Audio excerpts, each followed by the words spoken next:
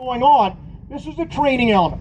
Like we normally do not present real combat or try to reenact battles as such. Most all of us are combat veterans, and we cannot even attempt to recreate real combat for you. So we'll tell you how we trained and still train for this type of operation.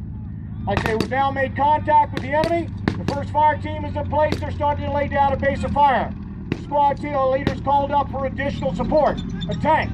The problem is, in this particular case, because of operations, like I say, the tank is out of, like say, SAMO ammunition, so he cannot lay fire with anything but the machine gun. Using that. Now as the base of fire is laid in place, another fire team turns up with the maneuvering element.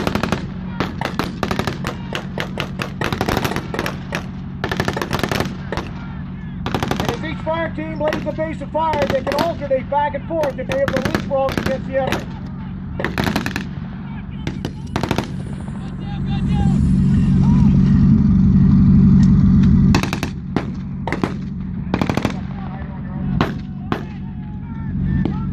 Now you notice the flamethrower operator is operating straight as this. Bear in mind, you've got a Marine that's carrying 4.5 gallons of high-octane gasoline. If this was a real combat exercise, he was receiving fire from the enemy, he would be very, very vulnerable. So it's important for him to work with the fire teams that like that to provide cover fire as he advances against the enemy.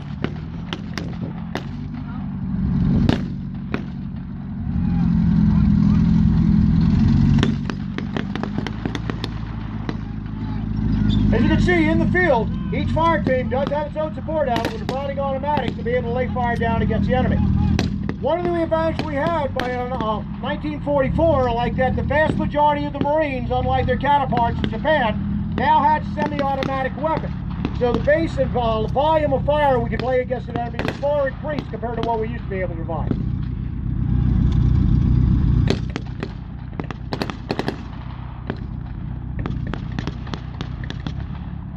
You'll notice as we move forward, like I say, though each fire team is leapfrogging with the others, they shift fire and move forward, the squad leader is constantly keeping himself in a place that he can observe all of the fire teams and be able to direct operations as necessary.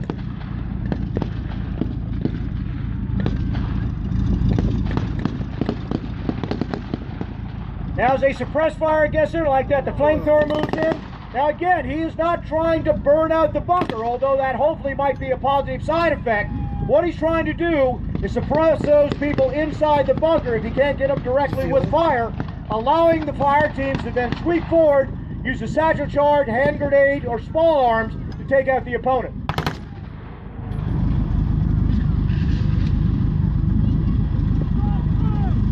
Now once this is done, we still cannot assume that that bunker is inert.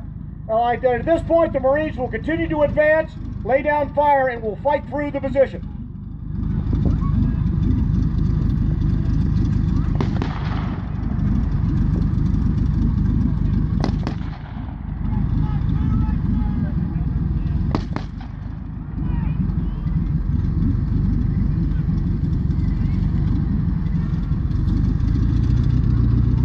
As you saw from the flamethrower like that, you imagine yourself being in that bunker, even though you're aggressively trying to lay fire down against an opponent, just psychologically what it would mean to see a man with that flamethrower coming up.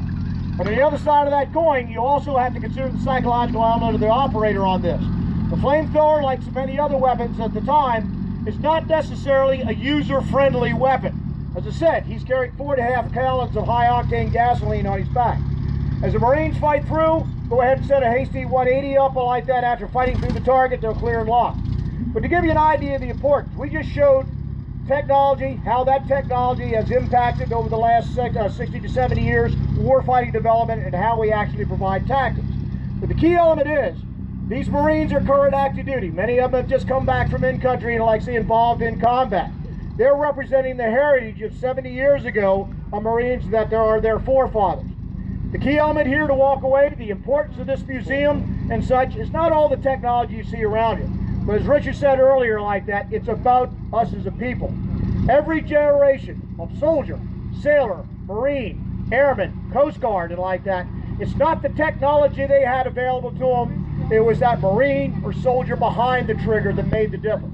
How well we understood that technology, how well we were able to apply that technology in regards to the conflict and like that, and putting a little guts, intestinal fortitude behind it. In fact, a little